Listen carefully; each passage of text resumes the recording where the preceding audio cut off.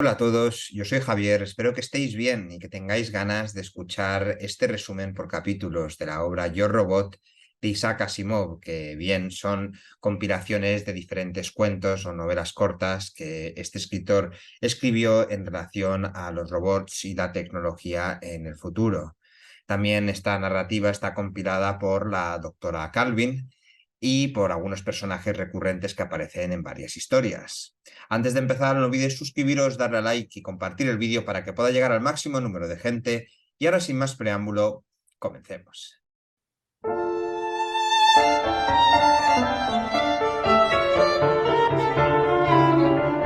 Capítulo primero. Robbie. Gloria, de 8 años, juega al escondite con Robbie, su robot niñera. Luego le cuenta la historia de Cenicienta. Llega a la parte donde el reloj marca la medianoche, pero su madre la interrumpe con un llamado para cenar. Robbie la trae. La señora Weston es brusca con él como siempre, pero él lo soporta con calma y se marcha. El padre de Gloria, George, se relaja leyendo el periódico del domingo. Su esposa lo interrumpe para quejarse del robot. Esa terrible máquina, que siempre está al lado de Gloria, dice.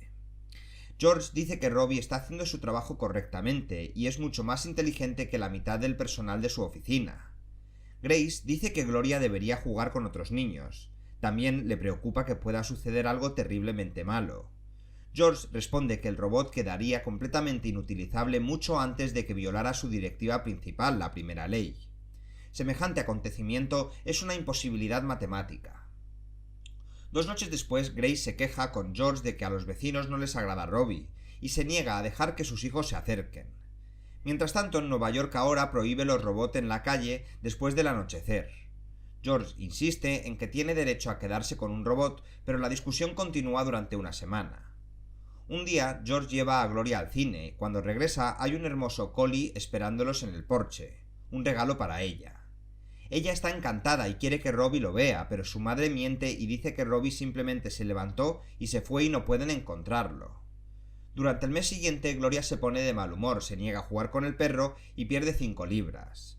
La señora Watson finalmente le devuelve el perro e insiste a George en que pasen un tiempo en Nueva York, donde Gloria encontrará nuevos amigos e intereses. Gloria se anima con esta idea. Ella decide que la llevarán allí para buscar a Robbie. Se suben a un taxi volador hacia la ciudad, donde pasan un mes recorriendo museos, viendo películas y haciendo turismo. En un museo, Gloria ve un cartel que indica un robot parlante y sale corriendo a buscarlo. Es una gran máquina adornada con cables y engranajes.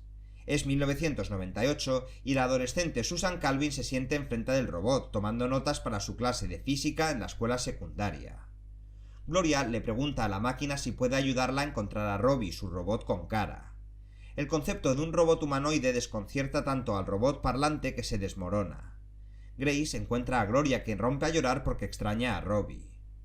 Con la esperanza de convencer a su hija de que Robbie es simplemente una máquina y no una persona, la llevan a un recorrido por la fábrica de US Robots. En una habitación donde los robots construyen más robots, Gloria ve uno que se parece a Robbie. Ella corre hacia él, pero un tractor amenaza con atropellarla. Robbie salta hacia adelante, la saca del camino del tractor y le salva la vida. Grace inmediatamente acusa a George de diseñar todo el truco. Él lo admite y admite que fue más peligroso de lo que esperaba, pero Robbie la salvó de todos modos. Grace finalmente cede, diciendo que supone que puede quedarse con ellos hasta que se oxide. En una postdata, el doctor Calvin, o la doctora Calvin, recuerda que poco después de que Gloria recuperara su robot, aparecieron robots con voz, lo que asustó tanto a la gente que los gobiernos prohibieron la mayoría de las máquinas humanoides. Luego US Robots pasó a producir robots para colonias en otros mundos. Capítulo segundo. Círculo vicioso. Han pasado solo unas horas desde que Gregory Powell y Mike Donovan llegaron a la estación minera Sunside, abandonada desde hace mucho tiempo, en el planeta Mercurio, y ya están en problemas. El único robot que pudieron traer, Speedy, en la superficie abrasadora en busca de selenio para energizar los bancos de fotografías que alimentarán y enfriarán la estación, se ha quedado estancado caminando en círculos alrededor de un charco de ese material. La estación tiene 6 robots gigantes que podrían recuperar a Speedy si se pueden reiniciar. Powell inserta en cada uno de los cofres del robot una pequeña esfera de material nuclear. Se dirige al primer robot y descubre que puede caminar sobre la superficie caliente y le ordena que salga a buscar a Speedy. Se niega a moverse a menos que Powell lo suba. Powell recuerda que años antes los robots fueron diseñados para no hacer nada a menos que estuvieran atendidos por un humano. También responden a las órdenes con un sí maestro como parte de una campaña de US Robots para convencer al mundo de que los robots son seguros.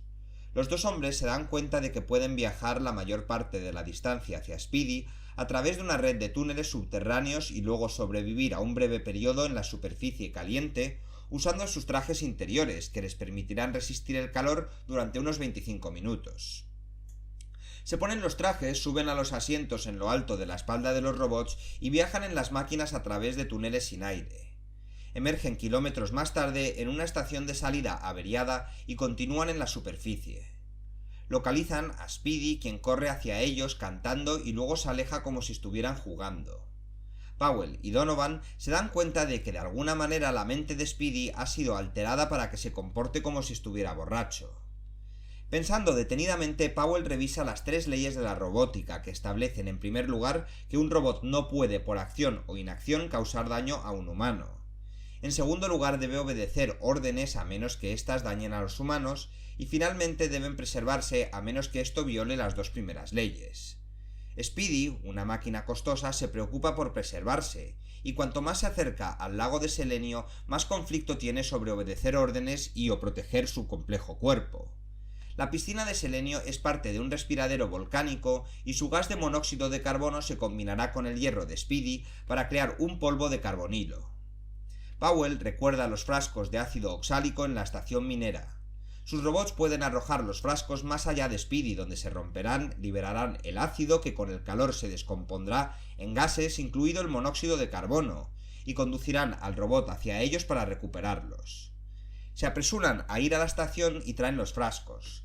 Cuando Speedy pasa corriendo alrededor del lago, los grandes robots arrojan los frascos de ácido oxílico que se rompen y liberan el monóxido. Sin embargo, en lugar de recuperar la cordura, el robot simplemente se mantiene alejado del monóxido hasta que se disipa y luego reanuda su carrera. Powell decide ponerse en peligro para devolver a Speedy a la realidad.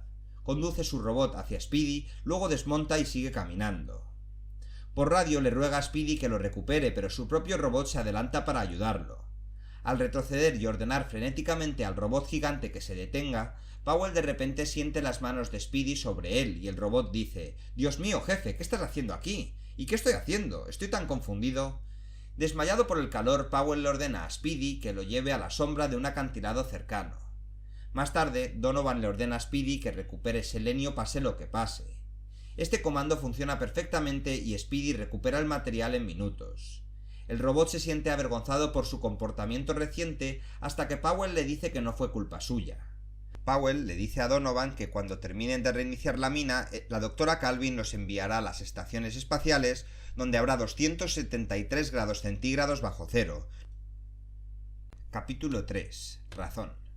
Las ecuaciones predicen que la nueva serie de robots QT funcionará perfectamente, pero Powell, mientras trabaja en una estación espacial, descubre que está preocupado por su propia existencia. El robot, apodado Cutie, está tratando de razonar cómo surgió y no acepta la simple respuesta de que Powell y Donovan lo ensamblaron a partir de piezas enviadas. Cutie ha razonado que las diminutas luces fuera de la estación están adheridas a un material negro cercano, pero Powell les explica cómo estrellas distantes rodeadas de planetas. Dice que Cutie es uno de los robots más avanzados diseñados por humanos y que su trabajo es hacer funcionar la estación espacial para que pueda transmitir energía a la Tierra y a otros planetas. Cuando Cutie no cree lo que dice Powell, se marcha. Horas más tarde, después de completar una instalación de rutina, el robot regresa y anuncia que ha resuelto las cosas. Cree que es imposible que criaturas tan débiles, flácidas e improvisadas como los humanos pudieran haberlo construido. En cambio, debe haber sido el convertidor de energía de la estación, el maestro, el que creó primero a los humanos, luego a los robots y finalmente a él mismo. Powell y Donovan están estupefactos e irritados. Powell le recuerda a Cutie que debe obedecer sus órdenes o ser desmantelado. A Donovan le preocupa que el robot cause problemas. No mucho después, cuando se acerca una tormenta solar, Donovan baja las escaleras para ver cómo está Cutie y los motores gigantes que envían energía a los planetas. Donovan encuentra a Cutie parada frente a una fila de robots trabajadores que entonan "No hay más maestro que el maestro" y QT1 es su profeta. Enojado, Donovan insiste en que no existe ningún maestro y escupe al motor, y que reciben órdenes solamente de él. Cutie no está de acuerdo y ordena a 2 robots que escolten a Donovan a la sala de máquinas. Cutie restringe a Powell y Donovan a la habitación del oficial y la tormenta solar interrumpirá el haz de energía y causará enormes daños a la Tierra. El futuro de Powell y Donovan está en juego. Cutie anuncia que ahora los robots tienen el control total de la estación, los humanos ya no son necesarios. Espera que el maestro los desmantele pronto, pero le agrada y promete, mientras tanto, darles comida y otras necesidades. Powell le pregunta a Cutie cómo puede explicar los movimientos de los planetas. Cutie no está interesada en estos trabajos del maestro. Ya lo ha comprendido todo y no necesita preocuparse por tales preguntas. ¿Desde cuándo la evidencia de nuestros sentidos puede compararse con la luz clara de la razón rígida? Los hombres calculan que Cutie no anticipará la tormenta solar y se producirá un desastre. La única manera de convencer a Cutie que está equivocado es montar otro robot. Bajo la atenta mirada de Cutie armaron un robot trabajador a partir de piezas enviadas. El robot se despierta, se pone de pie y solicita una tarea de trabajo. Lo envían afuera. Cutie dice que los hombres hicieron un buen trabajo ensamblando la máquina a partir de piezas, pero estas piezas fueron creadas por el maestro. Desesperado, Powell le pide a Cutie que lea los libros de la biblioteca que lo explicarán todo. Cutie dice que lo hizo y encontró que eran obras divertidas que el maestro claramente escribió para mantener a los humanos pacificados. Powell se da cuenta de que Cutie solo argumenta a partir de sus suposiciones iniciales y no tiene ningún interés en la prueba mediante evidencia. La tormenta golpea la viga, pero Cutie logra mantenerla perfectamente alineada, mejor que nadie antes. Los hombres lo felicitan, pero él se burla de sus historias sobre los rayos de energía y la Tierra. Simplemente hizo lo que el maestro le había diseñado para hacer. Powell se da cuenta de que el culto de Cutie no supone ninguna diferencia. El robot gestiona la estación perfectamente en ambos sentidos. Cuando llega el barco de socorro de los hombres, se prepara para partir. Cutie decide que están a punto de disolverse. Está triste, pero no está dispuesto a desengañar a los humanos de sus creencias curiosamente tranquilizadoras. El relevista pregunta por el robot QT de la estación. Powell simplemente le dice que el robot es bastante bueno, pero que no cree que haya que preocuparse por los controles. Capítulo 4. Atrapa a esa liebre. Powell y Donovan han probado los robots de V5, un robot maestro y 6 ayudantes como si fuera una mano con 6 dedos. Y todo funciona perfectamente, excepto que cuando los hombres no están mirando no se extrae ningún mineral. El robot maestro Dave se comunica con sus robots ayudantes a través de un campo positrónico, un fenómeno poco comprendido. Dave está perturbado. No puede recordar la actividad del día, excepto que los vagones de la mina están vacíos. Powell somete a Dave a una serie de pruebas estándar que el robot supera admirablemente. Para cocinar una liebre, es decir, para resolver este rompecabezas, primero deben atraparlo en el acto. Powell decide instalar una placa de visualización que monitorea los robots para poder observar continuamente cómo funcionan las máquinas. Rápidamente descubren que los robots, en lugar de minar, marchan en formación cerrada arriba y abajo de los túneles, cambiando patrones elegantemente como si fuera una actuación. Los hombres se visten con trajes y se acercan sigilosamente a los robots. Cuando Dave los ve, los robots ayudantes se marchan. Dave, todavía desconcertado, les dice que nuevamente no recuerda ninguna de sus actividades recientes. Powell entrevista a uno de los dedos del robot del ayudante, quien informa que durante situaciones difíciles se da una orden y luego se responde con una segunda orden de marchar en formación. Observan la placa visora durante 8 días, pero no ocurre nada inusual. Donovan sugiere que las manchas solo ocurren durante emergencias, y que deberían crear sus propias crisis y ver qué sucede. Se ponen trajes, caminan por los túneles e intentan activar una carga, pero el estruendo provoca un derrumbe a su alrededor y quedan atrapados. A través de un pequeño agujero, Powell dispara un arma a uno de los robots auxiliares desactivándolo, y Dave de repente se conecta consciente nuevamente. Quitar uno de los 6 dedos de Dave reduce el estrés de la toma de decisiones de su cerebro. El circuito cerebral involucrado será sencillo de modificar. Los robots en marcha de Dave fueron lo que Dave hizo cuando su mente falló y comenzó a hacer girar los dedos. En una postdata, el entrevistador le pregunta a la doctora Calvin si alguna vez tuvo problemas con un robot. Recuerda uno llamado Herbie, el único robot lector de mentes jamás creado, que se explica en el próximo capítulo. Capítulo V. Embustero. Los primeros 32 robots RB se construyeron sin problemas, pero el número 34 puede leer la mente. Comienza a charlar con uno de los ejecutivos de US Robot, discutiendo no lo que el hombre dice, sino lo que está pensando. En un desarrollo sorprendente, los altos mandos de la empresa deciden averiguar por qué.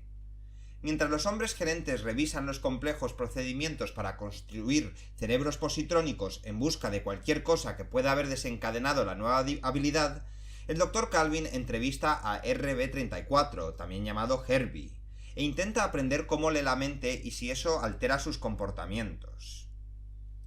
Ella comienza llevándole a Herbie varios libros grandes que él solicitó sobre motores hiperatómicos. El robot los termina en media hora y luego los declara todos tan increíblemente simples que apenas vale la pena preocuparse por ellos. Sin embargo, disfruta de la ficción con su exploración de los sentimientos y deseos humanos. Le ayuda a comprender la increíble complejidad de las mentes humanas que escucha. La doctora Calvin se da cuenta de que Herbie ya sabe que ella no es atractiva y no tiene esperanzas de llamar la atención del tecnólogo de líneas de fábrica Milton Ash. Herbie se ofrece a ayudarla. Dice que además de la apariencia hay otras cualidades atractivas. La doctora Calvin no puede creer que un robot pueda ser de mucha ayuda para un psicólogo, pero Herbie la sorprende al anunciar que Ash la ama y se siente muy atraída por su intelecto. El matemático Peter Bogert, siguiendo el consejo de Ash, habla con Herbie sobre su teoría sobre la causa de la lectura de la mente. Herbie no encuentra errores en los cálculos de Bogert. Bogert pregunta entonces si el anciano Dr. Lanning, director de la planta, está pensando en dimitir. Herbie dice que el médico ya le ha avisado, renunciará tan pronto como se resuelva el misterio de Herbie y ha elegido a Bogert para reemplazarlo. Bogert está muy contento. El Dr. Lanning visita a Bogert y le dice que ha hecho que Herbie trabaje las ecuaciones relacionadas con su propio cerebro y que el robot resulta ser un genio de las matemáticas. Puede hacer trucos de los que nunca has oído hablar, dice. Bogert, ofendido, afirma que esto no es posible. Dice que sabe que Lanning renunció y lo dejó como nuevo jefe, y que ahora está a cargo. Lanning le dice que tal cosa no ha sucedido y ordena la suspensión de Bogert. Están en un punto muerto y deciden ver a Herbie. Ash, durante una reunión con la doctora Calvin, anuncia que se va a casar. Sorprendida, la doctora Calvin va a ver a Herbie, quien le dice que está soñando y que se despertará pronto y que todo está bien con Ash. Se da cuenta de que está despierta y que Herbie le ha mentido. Herbie dice que tenía que hacerlo. En ese momento llegan Lanning y Bogert y Lanning exige a Herbie lo que le dijo a Bogert sobre la renuncia. El robot no puede responder. El Dr. Calvin se echa a reír. Herbie, obedeciendo la primera ley de no causar daño, les ha dicho a cada uno de ellos lo que querían escuchar, porque la verdad los habría lastimado. Lanning se da cuenta de que Herbie conoce la solución al problema de su propia fabricación, pero que no puede revelarla porque a Lanning le dolerá saber que su propia solución es incorrecta y que una máquina es más inteligente que él. La doctora Calvin le recuerda a Herbie su dilema una y otra vez. Debes decírselo, pero si lo haces te duele, así que no debes hacerlo. Pero si no lo haces te duele, así que debes hacerlo. Pero, y así, pues, repitiendo, como la pescadilla que se muerde la cola. Esto vuelve a loco a Herbie y colapsa en un montón de metal inútil. Lanning suspira, él y Bogert se van. La doctora Calvin, sombría y enojada, se inclina sobre el cuerpo del robot y grita «¡Mentiroso!». Capítulo 6. Pequeño robot perdido. El entrevistador del Dr. Calvin pregunta sobre la historia del motor hiperatómico y los viajes interestelares. Ella dice que su conexión con ese proyecto comienza en 2029 cuando ella y Bogert viajan en una nave espacial a un grupo de asteroides donde se están llevando a cabo investigaciones sobre hiperatómica. Es el primer viaje espacial de la doctora Calvin y no le gusta. Son enviados a investigar a un robot perdido. El robot entró en una nave de carga y se unió a otros 62 robots enviados desde la Tierra a varios puestos avanzados. Todos son idénticos y el grupo de investigación del general Kallner no puede determinar cuál es el robot que falta. A veces los investigadores trabajan durante periodos cortos bajo intensa radiación gamma. Están a salvo, pero sus robots construidos para protegerlos invariablemente los sacan de la situación peligrosa antes de que puedan completar su trabajo. A los robots se les ordena que se retiren, pero obedecer las órdenes es la segunda ley. Están subordinados a la primera ley sobre la protección de los humanos.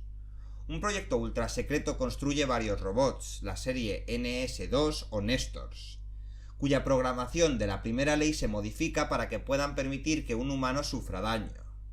Deliberadamente no les marca de ninguna manera especial ni se informa a los investigadores subordinados para que no se corra la voz y los fundamentalistas antirrobos no se pongan en pie de guerra. El robot desaparecido lleva poco tiempo en el asteroide y todavía no muestra signos de desgaste. Los 63 robots a bordo del carguero afirman que no han estado en el asteroide, por tanto se miente. La doctora Calvin está indignada porque nunca le hablaron sobre el proyecto supersecreto NS2. Boguer le asegura que el gobierno se saldrá con la suya incluso si ella se resiste. El general Kallner, la doctora Calvin y Boguer entrevistan al científico Gerald Black, el último investigador que vio al desaparecido Nestor. Admite que los robots, aunque necesarios, pueden resultar frustrantes. El Nestor en cuestión lo molestó pidiéndole que volviera a hacer una prueba antigua, y Black, ya estresado por otros problemas, le dijo al robot que se perdiera. Al ser interrogado más a fondo, también admite haber pronunciado una serie de blasfemias contra el robot. El Dr. Calvin entrevista a los 63 robots a bordo del carguero, pero no puede detectar ninguna diferencia en sus respuestas. Ella y Bogert analizan una grabación de las entrevistas y no encuentran ninguna anomalía. Como uno de los robots está tendido, el riesgo de que escape es demasiado grande. Es posible que haya que destruir los 63 costosos robots. Realizan una prueba de campo en todos los robots. Un hombre está sentado, se deja caer un peso sobre su cabeza, una viga desvía el peso y el hombre permanece a salvo.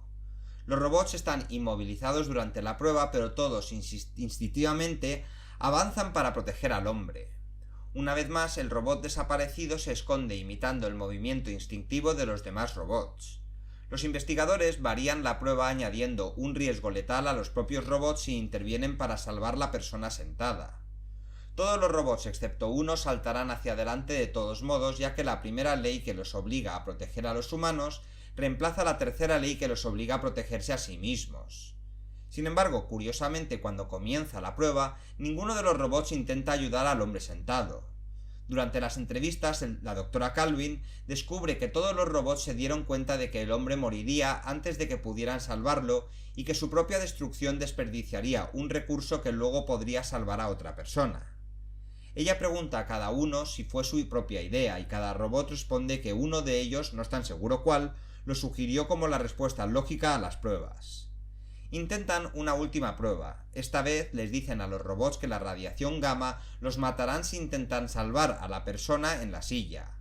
Todos los robots están aislados para que no puedan comunicarse entre sí. Solo uno de ellos, el robot fugitivo, comprende que la radiación no es gamma sino inofensivo infrarroja. El Dr. Calvin se sienta en la silla. El peso cae y solo se mueve un robot. La doctora Calvin ordena que Esther robot dé un paso adelante. El robot lo hace, pero dice que no deben encontrarlo y lo agarra a la doctora Calvin para matarla. Black irradia a Nestor con intensos rayos gamma que destruyen su cerebro positrónico y la matan. El robot dice que la doctora Calvin desarrolló un complejo de superioridad sobre los de su especie y supuso que los otros robots conocerían la radiación infrarroja, mientras que solo su entrenamiento en la estación de asteroides le dio ese conocimiento. En resumen, su misma superioridad lo atrapó. Capítulo 7. Fuga. Consolidated Robots se pone en contacto con US Robots, su principal competidor, en la búsqueda de inventar unidades interestelares y les ofrece darles una participación en las ganancias de cualquier dispositivo que inventen si pueden usar la máquina calculadora central de US Robots. Se rumorea que el gran cerebro mecánico de Consolidated Robots se averió mientras intentaba realizar los cálculos para un viaje espacial. El cerebro, efectivamente un robot bajo la autoridad de las tres leyes, puede haber encontrado una solución que implica dañar a los humanos y su necesidad de cumplir con la orden de una solución entraba en conflicto con su necesidad de proteger a las personas de lesiones, por lo que se congeló. Ahora Consolidated Robots lleva 6 años de retraso y espera engañar a la computadora principal de US Robots para que también se averíe. En una reunión ejecutiva de US Robots, la doctora Calvin explica que el cerebro central de la empresa se diferencia del de Consolidated Robots en que tiene circuitos que le dan una personalidad infantil que no se toma los problemas tan en serio como otros robots. Absorberá toda la información y simplemente detendrá los cálculos cuando encuentre datos infractores. El Dr. Bogert podrá entonces descubrir por qué estos datos causan el conflicto. Devolverán una respuesta sin solución a Consolidated Robots, les pagarán por ese resultado y luego trabajarán para resolver el dilema e inventar el hiperimpulsor. US Robots acepta la tarea. Bogert y el Dr. Lanning introducen miles de páginas de datos en el cerebro. Después de varias horas, el cerebro dice que tiene una solución y que puede construir una nave hiperespacial en 2 meses. Atónitos, los científicos se preguntan cómo la sección del dilema pasa desapercibida en el cerebro. Deciden dejarle construir el barco. Powell y Donovan llegan para gestionar los robots que realizan la construcción. Cuando finalizan el trabajo, los 2 hombres obtienen permiso para inspeccionar el barco. Su interior metálico brilla. En la cabina, debajo de una ventana panorámica frente a 2 sillas ajustadas, hay un dial que mide parsecs de 0 a 1.000.000. No hay otros controles ni motores. Los 2 hombres intentan salir, pero el pasaje de salida está cerrado. Regresan a la cabina y ven más allá de la ventanilla un cielo lleno de estrellas. El cerebro le dice preocupado a la doctora Calvin que los 2 hombres viajan en la nave espacial, están bien y tienen suficiente comida. Puede llamarlos por radio. A bordo, Powell y Donovan están discutiendo sobre si la corporación los engañó para que fueran sujetos de prueba cuando una voz los llama por su nombre y les pide que se presenten.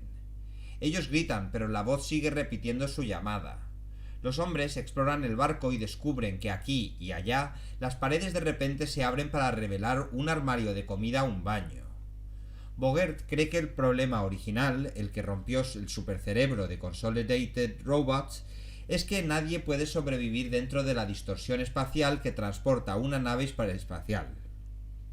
A bordo, Powell y Donovan sienten una vibración y luego Powell sufre un repentino estallido de dolor y se desmaya. Se siente como un fino hilo de conciencia en un vacío infinito. Luego escucha voces y se encuentra haciendo cola para entrar al infierno. Powell se despierta, lo mismo hace Donovan, quien informa haber escuchado un sermón sobre las torturas del infierno. Miran a través del puerto y ven la luz azulada de un sol que no es el suyo. El indicador marca 300.000 parsecs en algún lugar más allá de la galaxia. Son los primeros humanos en viajar tan lejos. Razonan que la nave los devolverá a la Tierra, lo que significa que tendrán que morir de nuevo. El barco regresa. Los hombres están bien pero necesitan una ducha. La doctora Calvin explica que le dijo a Cerebro que no se preocupara demasiado por ningún concepto de hiperespacio que pudiera provocar la muerte de una persona. Esto le dio margen para continuar los cálculos y descubrir que toda la materia en el campo warp desaparece y luego reaparece en el otro extremo. Por lo tanto, la gente muere y luego regresa sin que les ocurra ningún daño real. Para protegerse de las incertidumbres de este proceso, Cerebro desarrolla sentido del humor y comete bromas pesadas. La comida es todo frijoles y leche. La radio es unidireccional. Las experiencias de muerte se manipulan para que sucedan cosas oscuramente divertidas en la mente de los pasajeros. Powell sugiere que dado que Consolidated Robots envió a US Robots el problema del hiperespacio con malas intenciones, US Robots debería cumplir el contrato enviando a Consolidated la nave completa, pero permitir que Cerebro agregue algunas bromas pesadas más. Lanning y Bogert están de acuerdo. Capítulo 8. Evidencia. El abogado Stephen Birley anuncia su candidatura a la alcaldía de una ciudad estadounidense. Su principal oponente, Francis Quinn, visita US Robots con una extraña petición. Les pide que demuestren que Birley no es un ser humano sino un robot que por lo tanto no puede postularse para un cargo. Como un robot nunca se ve a Birley comiendo, bebiendo o durmiendo. No se permiten robots en planetas habitados. Si se corriera la voz, US Robots estaría en un gran problema. El Dr. Lanning y la Dra. Calvin contratan a Birley, quien se ríe ante la idea de que es un robot. Lanning dice que todo lo que debe hacer es comer en público. La Dra. Calvin le ofrece a Birley una manzana, la muerde. La doctora Calvin dice que esto no prueba nada, ya que un robot humanoide sería capaz de realizar tales acciones.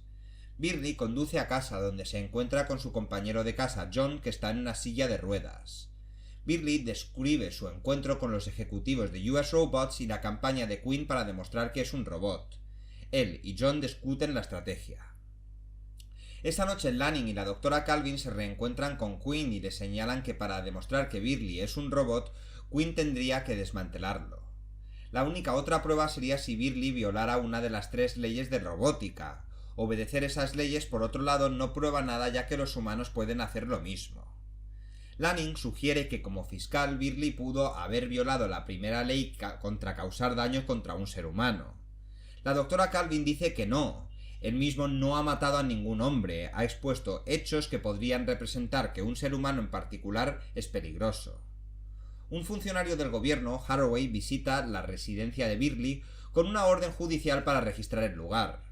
El verdadero propósito de Haraway es inspeccionar al propio Birley, pero Birley objeta que la orden especifica la residencia y no el propietario. Haraway intenta argumentar que los robots no tienen derecho a la privacidad, no pueden ser propietarios y por lo tanto pueden ser registrados. Pero Birley responde que la orden lo incluye como propietario. Haraway se va, pero con él hay una radiografía de Birley que tomó mientras hablaban. Quinn llama a Birley a través de una visiplaca y lo acusa de usar un escudo contra las fotografías de rayos X. Birley dice que la violación de su privacidad por parte de Quinn revela un candidato con poca preocupación por los derechos del ciudadano individual. Quinn pregunta cómo Birley puede ganar las elecciones ahora que la gente sospecha firmemente que es un robot. Birley responde señalando que ahora es mundialmente famoso y que Quinn es un buen publicista. Justo antes de las elecciones, Birley da un discurso desde la multitud ante una ruidosa multitud de fundamentalistas anti-robots. El discurso se transmite en todo el mundo. Un hombre de la multitud se abre paso. Birley pide que lo lleven al balcón. El hombre exige que Birley lo golpee en la cara para demostrar que no es un robot. Birley retrocede y golpea al hombre en la barbilla derribándolo. Birley gana las elecciones fácilmente. Más tarde gana las elecciones como coordinador regional y termina su carrera como coordinador mundial, efectivamente el líder del mundo. Después de las elecciones, la doctora Calvin le dice a Birley que admira a los robots y que serían mejores líderes que la mayoría de humanos. Señala que el compañero de casa de Birley en silla de ruedas tiene los conocimientos necesarios para construir un robot en poco tiempo, y que un robot puede golpear a alguien cuando el ser humano que va a ser golpeado es simplemente otro robot. Capítulo 9. El conflicto evitable. El coordinador mundial Birley se reúne con la doctora Calvin. Sospecha que una serie de problemas económicos menores en todo el mundo presagian una guerra venidera. Señala que la historia humana está plagada de conflictos sobre cosas que finalmente se resolvieron por sí solas, como la guerra de los Habsburgo y los Borbones, o con los católicos contra los protestantes, o Adam Smith contra Karl Marx. Pero aparecen nuevos ciclos y por lo tanto la gente cree que las guerras son inevitables. Actualmente las máquinas gestionan la economía mundial en beneficio de la humanidad. Esto debería evitar las guerras. Los dispositivos son incapaces de causar caídas, pero Birley visitó a cada uno de los 4 coordinadores regionales y descubrió que todos habían sufrido dislocaciones muy menores que involucraban sus máquinas. En la región oriental, China, India y el sudeste asiático, una máquina no advirtió al gerente de una planta de salmuera que redujera la producción. La planta quebró y el director fue degradado. En la región tropical, África, Medio Oriente y la mayor parte de América Latina, un accidente minero provocó la destitución del ingeniero del jefe de la mina, que también es miembro de la Sociedad para la Humanidad Antirobots.